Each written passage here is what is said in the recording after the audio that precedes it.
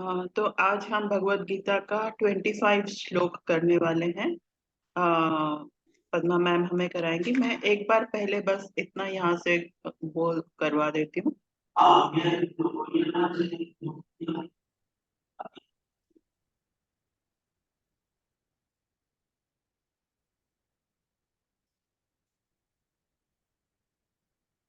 Hello. Hello ma'am. Start करें ma'am? Yes yes. अच्छा। ओम भगवत गीता श्लोक पारायण। ओम श्री कृष्णं सद्गुरुवे नमः। ओम कृष्णं परब्रह्मणे नमः। ओम श्री कृष्णं परम शरण कृष्णं वंदे जगद्गुरु। श्लोक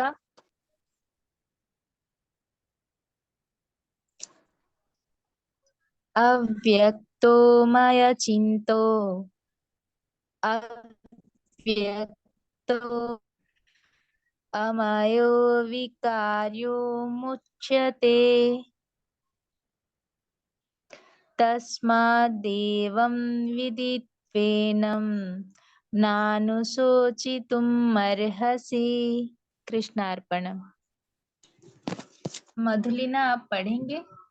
हाँ। श्लोका 25।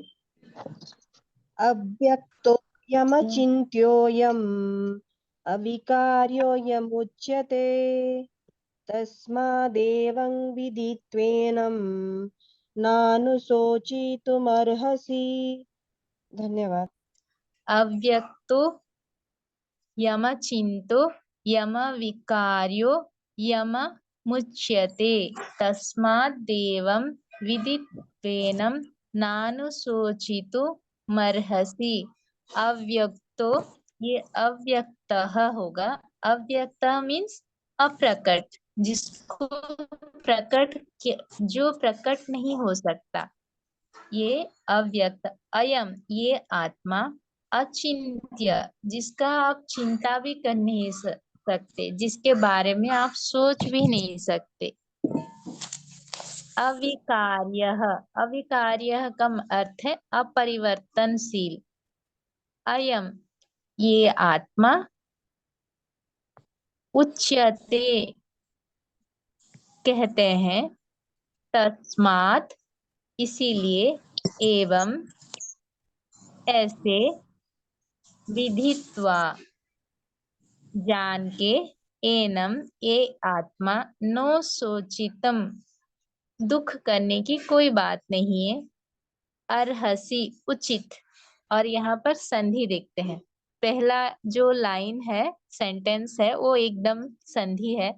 वो है अव्यक्तः प्लस अयम प्लस अचिन्त्यः अयम अविकार्यः अयम उच्यते।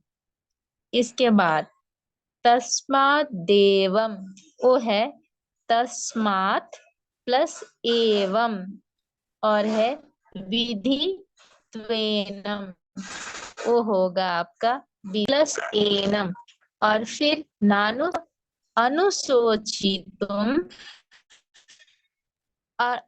अर्हसि, ये है संधि। ऐसे भी आप पढ़ सकते हैं, संधि करके भी पढ़ सकते हैं।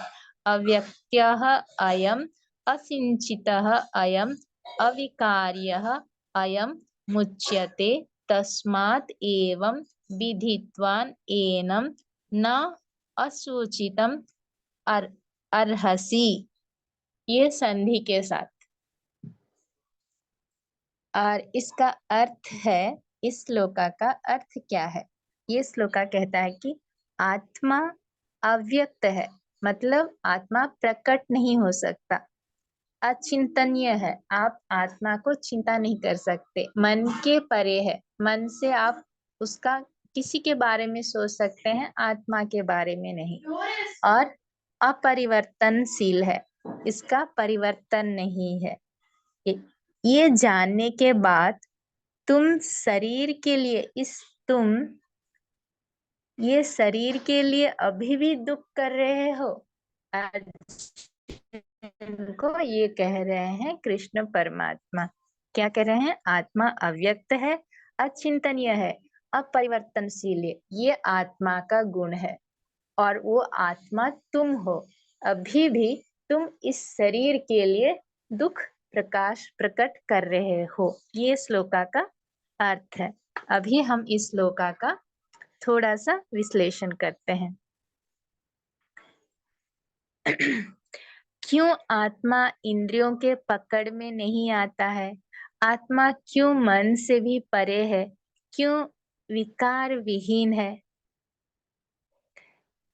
इससे पहले श्लोका में हमने आलोचना की थी और क्या कि जानने की ये कोशिश किया था कि आत्मा हमारा पंचभूत व पंच तत्व जिसको कहते हैं, पृथ्वी, जल, वायु, अग्नि और आकाश, ये पांच भूत हैं, पंच तत्व हैं जिससे हमारा शरीर बनता है।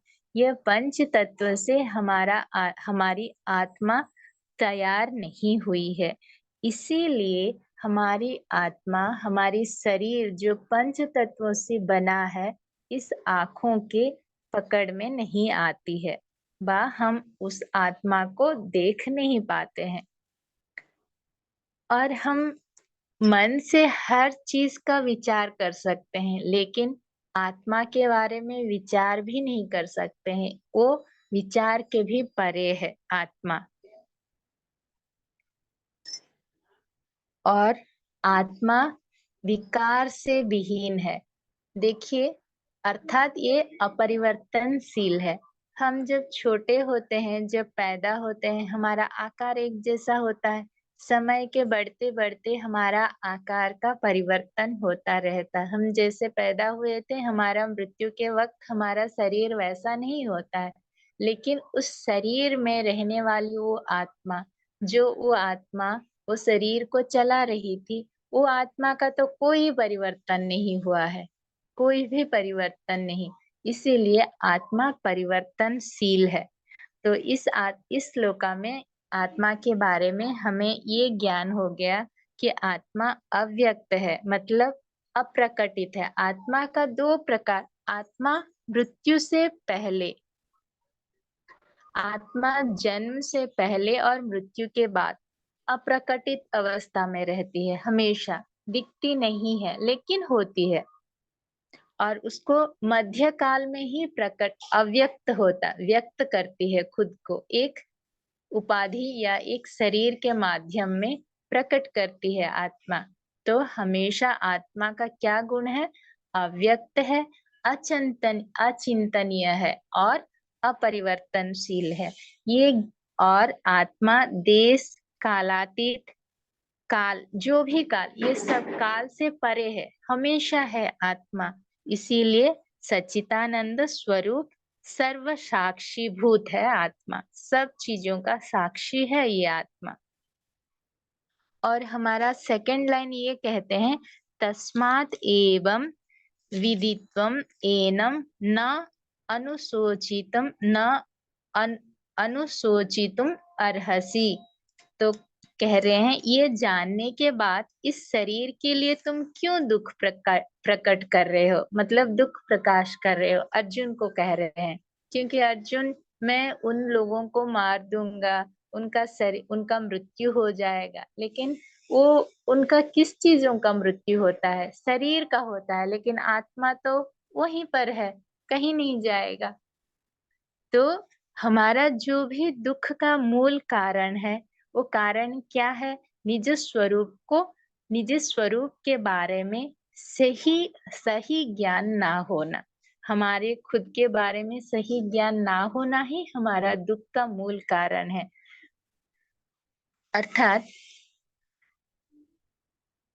अर्थात विषय अगर जान लेते हैं, कोई भी चीज जान लेते हैं, तो हमें उस चीज के बारे में और दुख नहीं होता है।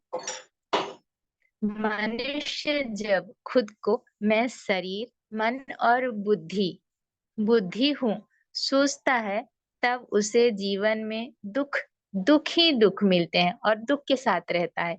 जब वो खुद को यह सप्त धातु से बना शरीर में नहीं हूँ, पंच ज्ञानेंद्रियों भी मैं नहीं हूँ, पंच कर्मेंद्रियां भी मैं नहीं हूँ, पंच पवन जो रहता है, वायु पंच वायु प्राण वायु रहता है, वो भी अगर मैं नहीं हूँ, तो इस शरीर में मैं कौन हूँ? इस शरीर को चलाने वाली सर्वव्यापी और सनातन सर्वव्यापी सनातन दिव्य आत्मा हूँ।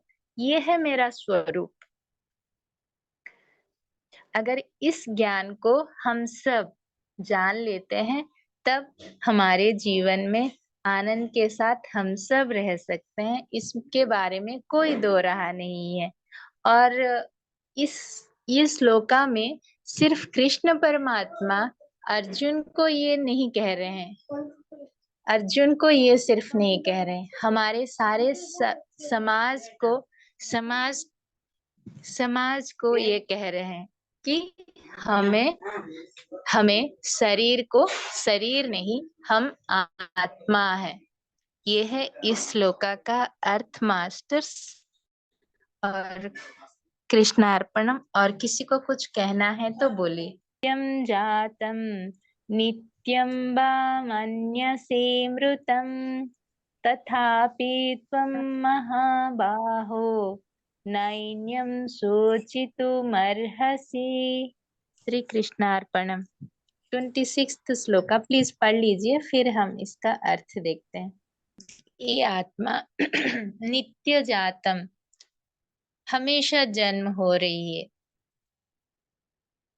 नित्यम सर्वदा, बा है यहाँ, बा का अर्थ है और, मन्यसे तुम सोच रहे हो, मृतम मृत्यु, तथापि तुम महाबाहु, यहाँ अर्जुन को महाबाहु कहा गया है। न एनम है वो, ना का अर्थ नहीं और एनम ये आत्मा। सोचितुम मरहसी है, ये सोचितुम प्लस अर्हसी सोचितुम अर्हसी का अर्थ है उचित। तो इस श्लोका का हर एक शब्द का ये भी हो गया है। चैन्यम च प्लस एनम, नित्यम प्लस जातम, और यहाँ पर न एनम एनम नैन्यम है, और सोचितुम प्लस अर्हसी ये संधि है। और इस श्लोका का अर्थ ये है, कृष्ण परमात्मा अर्जुन को कह रहे हैं, हे महाबाहु अर्जुन, अगर तुम ये सोचते हो या ये मान के चल रहे हो कि ये आत्मा जो है नित्य जन्म होता है और नित्य मर भी जाता है, अगर ये सोचते हो तो दुख, इसमें भी दुख करने की कोई बात नहीं है, क्योंकि तुम जिन लोगों को मारने के लिए डर रहे हो, ये मर जाएंगे फिर और इनका जन्म नहीं होगा, तुम सोच रहे हो। क्योंकि तुम जैसे सोच रहे हो कि ये हर कोई जब मर जाता है एक आत्मा तो फिर जन्म तो लेती है, तो ये लोग भी जन्म लेंगे, तो इसमें और दुख होने की क्या बात है। इसीलिए युद्ध करो। कृष्ण परमात्मा का यही प्रयास है कि जैसे भी हो अर्जुन अपने कर्तव्यों को जाने। तो ये श्लोका का अर्थ देखते हैं, भावार्थ। इस श्लोका में महाकवि व्यास मुनि ने अर्जुन को महाबाहु बोल के संबोधन किए हैं। इस संदर्भ में अर्जुन के बहुत सारे नाम हैं, हम जानते हैं। अभी तक जितने भी श्लोकास हम पढ़े हैं, इसमें अर्जुन और कृष्ण परमात्मा के बहुत सारे नाम हम जानने के लिए मिला है हमें। लेकिन इस संदर्भ में व्यास मुनि ने अर्जुन को महाबाहु क्यों बोले हैं। अगर कोई कवि जब कोई भी कवि एक कविता या कोई भी गल्प व कुछ भी लिखते हैं, ऐसे ही किसी चीज को वर्णना करते वक्त ऐसे ही कोई शब्द का प्रयोग नहीं करते हैं। कोई शब्द का अगर प्रयोग करते हैं तो उसका बहुत गहरा अर्थ रहता है। तो अर्जुन को यहाँ महाबाहु क्यों कह रहे हैं कि अर्जुन को कृष्ण परमात्मा ये कहना चाहते हैं कि हे अर्जुन, तुम्हारे अंदर और तुम्हारे में शारीरिक बल व भौतिक शक्ति बहुत ज्यादा है। मुझे पता है तुम महाबाहु हो, महायोद्धा हो, लेकिन इस जीवन में सिर्फ भौतिक शक्ति व शारीरिक शक्ति काफी नहीं होती है। तो इस जीवन के लिए हमें और क्या चाहिए? इस जीवन को समझने के लिए, खुद को समझने के लिए मानसिक शक्ति शारीरिक शक्ति के साथ आध्यात्मिक शक्ति की भी जरूरत रहती है। जब आपके पास वो आध्यात्मिक शक्ति रहती है, तभी आप इस संसार रूपी दुख भरी संसार से बाहर आ सकते हो। आपके पास जितना भी शारीरिक शक्ति हो, बाहुबल हो, आपका मन का दुख दूर हो सकता है। आप बहुत मन से बहुत दुखी हो, आपके पास बहुत सारे पैसे हैं, ऐशो आराम है, बहुत शक्तिशाली भी हो आप, क्या ये सब आपके मन के अंदर आपका मन का जो दुख है वो दूर कर सकती है? नहीं, ये नहीं कर सकती। एक ही चीज आपके मन का जो दुख है, मन को दुख या सुख से बाहर ला सकती है। वो क्या है? आपका आध्यात्मिक शक्ति, आपका ज्ञान, आत्मज्ञान एक ही चीज है जो आपको दुख से बाहर ला सकती है। तो इसीलिए कृष्ण परमात्मा अर्जुन को कह रहे हैं कि भौतिक शक्ति के साथ आपका में केवल कृष्ण परमात्मा को ही अर्जुन कह रहे हैं, ऐसा नहीं है। कृष्ण परमात्मा अर्जुन के माध्यम में सारा विश्व के प्राणी जगत को ये कह रहे हैं कि हमारे जीवन में आराम, एक सुंदर सा जीवन जीने के लिए दोनों चाहिए, मानसिक शक्ति, भौतिक शक्ति व शारीरिक शक्ति और आध्यात्मिक शक्ति।